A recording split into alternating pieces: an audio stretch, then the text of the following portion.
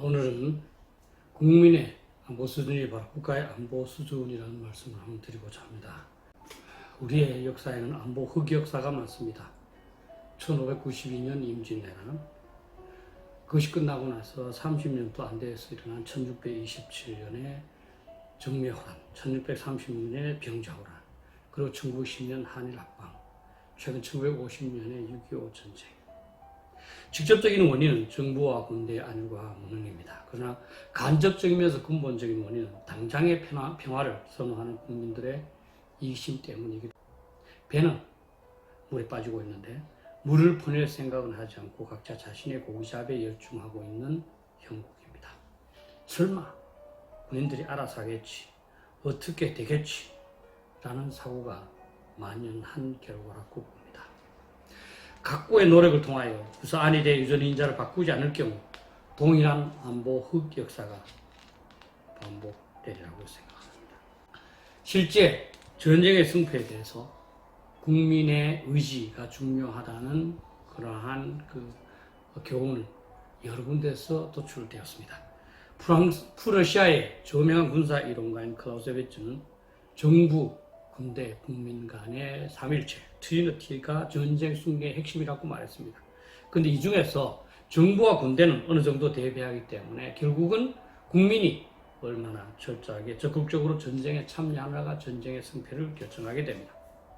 나폴레옹은 프랑스 혁명 후 국민으로 구성된 군대를 동원해서 용병의 성격이 짙은 주변국가의 전쟁에서 승리했습니다.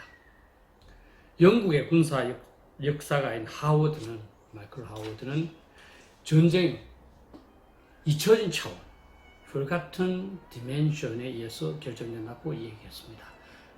이 사람의 말에 의하면 전쟁에서는 작전, 군수, 기술의 차원만 부각되지만 실제로는 사회적 차원, social dimension이라는 잊혀진 차원이 전쟁의 승패를 결정한다는 것입니다. 그리고 그것이 바로 국민의 전쟁 의지와 전쟁에 참여입니다. 한국의 경우 6.25를 겪은 사람들은 나름대로 상당한 안보의식을 갖고 있습니다. 그러나 젊은이들은 안보를 수구로 생각하고 꼰대 문화로 인식하고 있습니다. 6.25 전쟁에 대해서 제대로 공부할 기회도 없었습니다.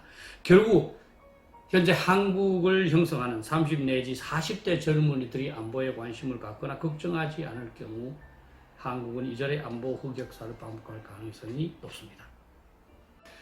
민주주의 국가에서 국가의 주인은 국민이기 때문에 국민 각자의 안보에 대한 책임의식이 강화되어야 합니다. 대한민국 헌법 제1조 1항은 민주공화국이라고 되어 있습니다. 거기서 민주가 뭐겠습니까? 국민이 주인이라는 말 아니겠습니까?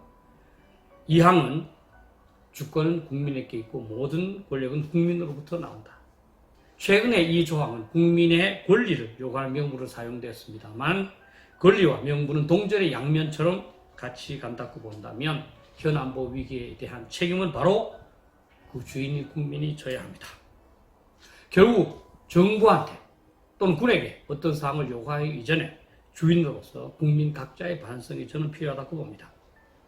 과연 우리 모두 현재가 안보 위기임을 알고 있는지 또는 걱정을 했는지 북핵 대비의 필요성을 정확하게 인식하거나 그를 위한 여론을 형성했는지 군대를 존중해 왔는지를 각자에게 자문할 필요가 있습니다.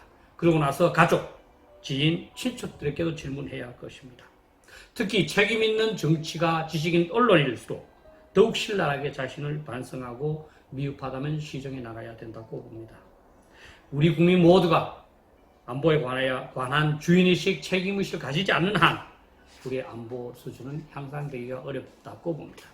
이러한 반성을 바탕으로 우리 모두 현 안보 위기에 대한 대응책을 고심해야 합니다. 우리 모두는 필사의 심정으로 북한의 핵 위협으로부터 나, 가족, 향토, 국가를 어떻게 지킬 것인지를 고민해야 합니다. 핵 공격을 받으면 모든 국토가 초토화되어 우리의 문명과 미래가 없어질 겁니다. 이러한 상황에서 안보 이외에 다른 것은 더욱 중요할 수가 없습니다. 특히 젊은 세대는 국가 안보가 바로 그들의 미래라는 인식하에서 현 안보 상황을 냉정하게 인식하고 북한의 핵 공격과 같은 최악의 상황이 발생하면 어떻게 대응할 것인가를 고민하고 그러한 시각에서 정부에게 만전지기를 강구할 것을 요구해야 합니다. 안보에 관한 어른들의 외침과 주장을 꼰대라고만 넘기지 말고 이를 경청하면서 함께 고민하는 자세를 가져야 합니다. 안보 정책에 중점을 두어서 정부와 관리의 성적을 평가하고 지지 여부를 결정하며 나태한 부분이 있으면 엄중히 책임을 묻고자 하는 자세가 필요합니다. 또한 지금 당장의 안전이나 평화에 속지 않는 것이 무엇보다 중요합니다. 북한이 수십 개 핵무기를 보유한 후 지속적으로 생산하고 있는데 지금 당장 전쟁이 없거나 평화로운 것이 어떤 의미가 있다는 겁니까? 태풍 전야의 고요가 어떻게 진정한 고요가 될 수 있겠습니까? 자식은 물론이고 손자 세대까지 지속시킬 수 있는 확실한 방책이 없는 평화의 약속은 평화파리에 불과합니다. 이제부터 우리는 감정보다는 이성에 입각해서 안보 사안을 접근할 필요가 있습니다. 무엇보다도 우리는 북한을 있는 그대로 인식해야 합니다. 다수의 사람들은 북한을 동포애로만 접근하고 있습니다만 매우 위험합니다. 폭력을 휘두르는 친구를 우정으로만 대하겠습니까? 북한은 1950년 6.25 전쟁을 발발해서 수많은 남한 국민들을 죽거나 다치거나 헤어지게 만들었습니다. 1987년에는 무고한 민간 항공기를 공중에서 폭발시켜서 115명 전원을 폭사하게 만드는 등 상상할 수 없는 무수한 도발을 자행했습니다. 그들 주도의 통일을 위해서 필요하다면 핵무기 사용도 주저하지 않을 가능성이 높습니다. 그런데 북한을 동포로만 생각해서 되겠습니까? 이러한 북한의 핵 위협으로부터 우리의 안전을 보장하기 위해서는 현재 핵무기가 없기 때문에 한미동맹은 당연하고 일본과의 협력도 필요합니다. 따라서 미국 또는 일본과의 관계는 국가 안보적 필요성에 근거해서 추진해야 합니다. 당연히 일부 인사들의 반미 감정이나 반일 감정 선동에 휘둘려서는 곤란할 겁니다. 1592년 임진왜란, 1627년 정묘호란, 1636년 병자호란, 1910년 한일합방, 1950년 6.25 전쟁. 이 모든 안보 흑역사는 우리 국민들이 이성이 아닌 감정으로 국제관계를 인식 및 접근하면서 비롯되었습니다. 계속하시겠습니까?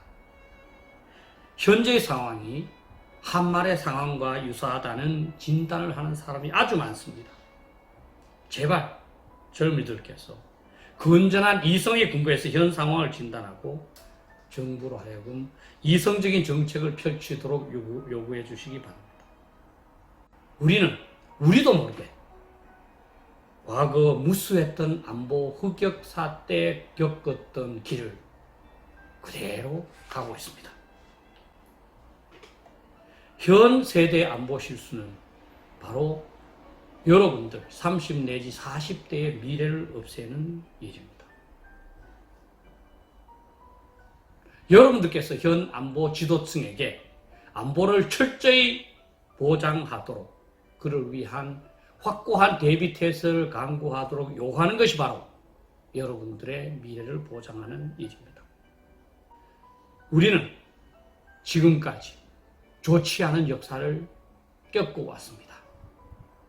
우리가 각고의 반성을 하지 않으면 그와 같은 역사는 달라지는 것보다 반복될 가능성이 많습니다. 달라져야 하지 않겠습니까?